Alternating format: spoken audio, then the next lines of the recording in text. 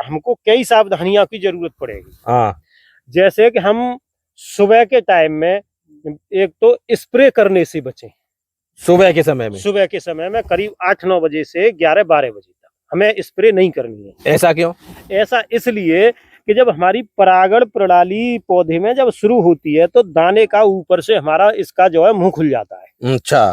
तो उस वक्त या तो आपकी बारिश पड़ती है या आपके खेत पे बारिश की ओस की बूंदें पड़ी हुई हैं या हवा चलती है, वो पानी इन पत्तों से जब झड़ता है तो इसके मुंह खुले हुए में अंदर पानी चला जाता है, तो उसमें दूध बनना जो है बंद हो जाता है, वो सूख जाता है। मतलब अगर आधा बना है दूध तो आधा दाना सूख जाएगा, और बिल्कुल नहीं बनाया तो फिर तो बिल्कुल गया ही आपका। पूरा ही सूख जाएगा, जहाँ तक पूरा ही सूख जाएगा।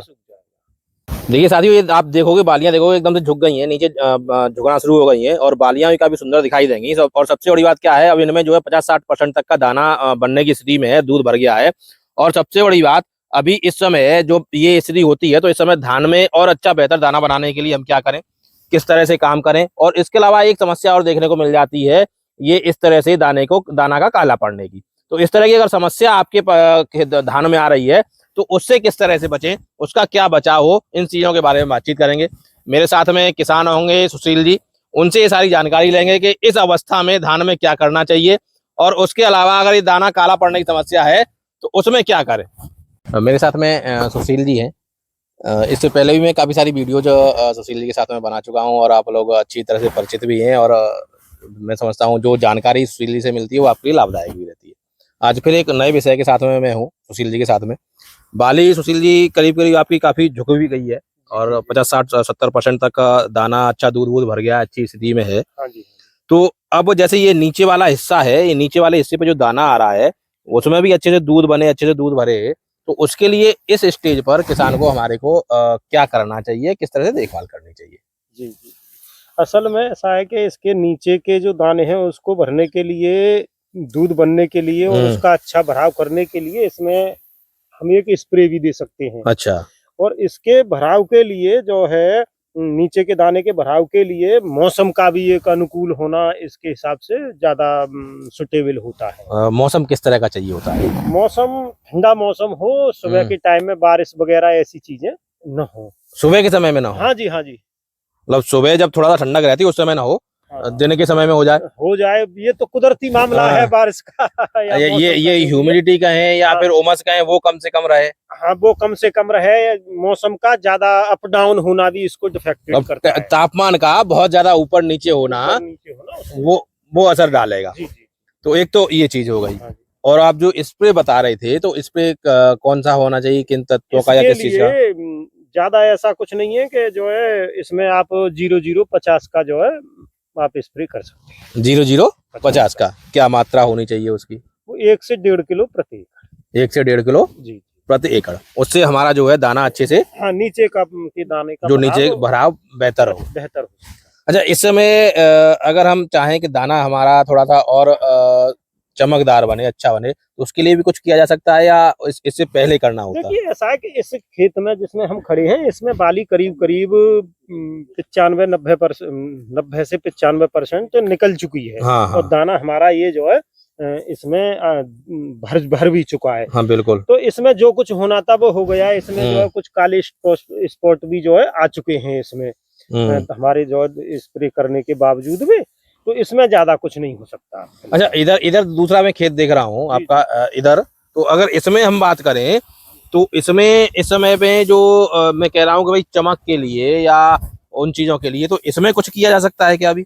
हाँ, इसमें अभी हमारी स्प्रे नहीं हुई है क्योंकि मौसम जो है खराब चल रहा है। अच्छा। कई दिन से। हाँ। और तो उस मौसम की वजह से इसकी स्प्रे के लिए स्प्रे का काम हमारा प्रभावित हो रहा है, और बालियां भी करीब करीब निकल चुकी है। तो ये जो है हमारे इसमें स्प्रे में प्रभाव पड़ रहा है मौसम की। तो वैसे क्या स्प्रे कर सकते हैं इसमें?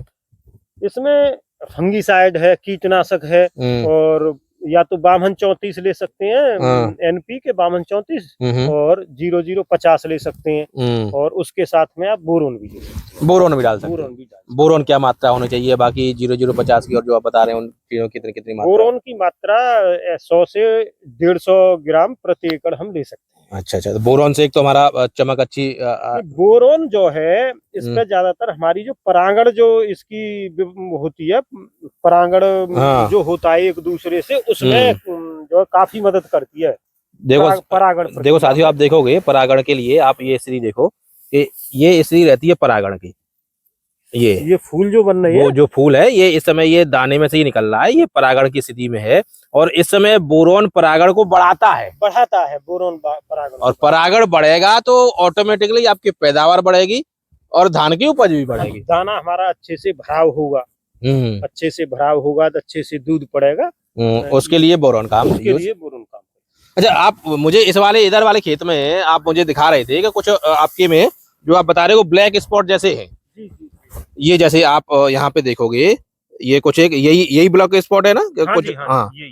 तो ये दाना भी मुझे खाली दिखाई दे रहा है। हाँ जी, ये खाली तो ये क्या समस्या है? ये समस्या ऐसी है कि जब हमारे धान की जब परागण प्रणाली जो है शुरू होती है, उस वक्त मौसम अगर सही रहता है तो ये ब्लैक स्पॉट कम पड़ते हैं। ये इस तरह की चीजें हाँ जी, हाँ जी, कम देखने को मिलती है। परागण जब हमारा फूल बनता है उस समय पे जैसे मौसम खराब हो जाए, बारिश हो जाए, तो उससे भी इस पर डिफेक्ट पड़ता है। अच्छा, मेन इसका नुकसान जो है किसान को हमारे को क्या देखने को मिलता है कि भाई ये थोड़ा सा कालापन से भाव कम मिलता है, पैदावार कम हो जाती है, या क्या मुख्य नुकसान क्या रहता है हमारे किसान के लिए? इससे जो है काले से ब्लैक स्पॉट से हमारी पैदावार पर भी डिफेक्ट पड़ता है, क्योंकि ये दाने खाली रह जाते हैं। खाली रह जाते हैं बिल्कुल। ये और कुछ दानों में जैसे दूध बन गया, वो दाना पूरा हो गया, पूरा दाना जो है बन गया, उस पर कोई ब्लैक स्पॉट है तो वो बाजार में थोड़ा रेट पे भाव का भी दिक्कत अंतर पड़ जाता है। तो इसकी रोकथाम है कोई?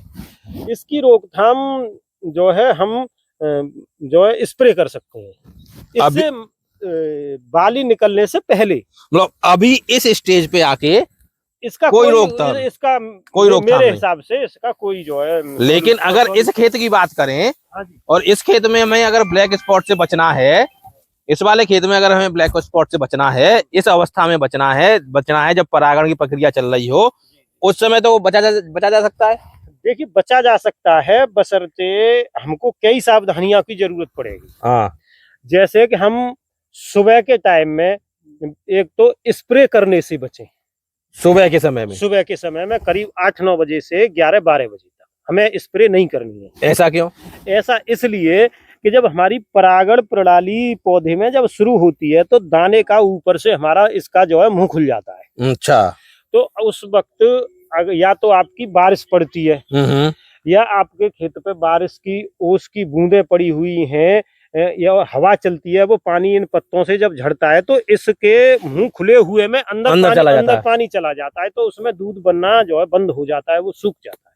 मतलब अगर आधा बना है दूध तो आधा दाना सूख जाएगा और बिल्कुल नहीं बनाया तो फिर तो बिल्कुल गया ही आपका, पूरा ही सूख जाएगा, जहाँ तक पूरा ही सूख जाएगा। तो इस वजह से वो उस समय क्योंकि हिलने डुलने से, खेत में घुसने से, तो मतलब दवा का स्प्रे क्या फिर तो मैं समझता हूँ दोपहर के बाद में करनी चाहिए। दोपहर के बाद में दवा का स्प्रे भी करना चाहिए, ज्यादा घूमना भी नहीं चाहिए उस टाइम पे तो खेत में बीच में नहीं। बीच में मानो किसान आएगा तो थोड़ा बहुत घुसेगा खेत में, वो ये नहीं है कि पूरे खेत को हिला दे। ये तो मौसम के ऊपर डिपेंड करता है कि हवा इस पे जो है, जैसे बारिश हो गई है तो उससे भी इस पे डिफेक्ट पड़ेगा। अच्छा, अगर बहुत तेज हवा चल जाए तो उससे, जैसे हमारी ओस पड़ी हुई है इस पे और तेज हवा चल जाए तो इन पत्तियों से पानी गिरेगा इस पे बाली पे, तो वो भी जा सकता है, उससे भी हो सकता है।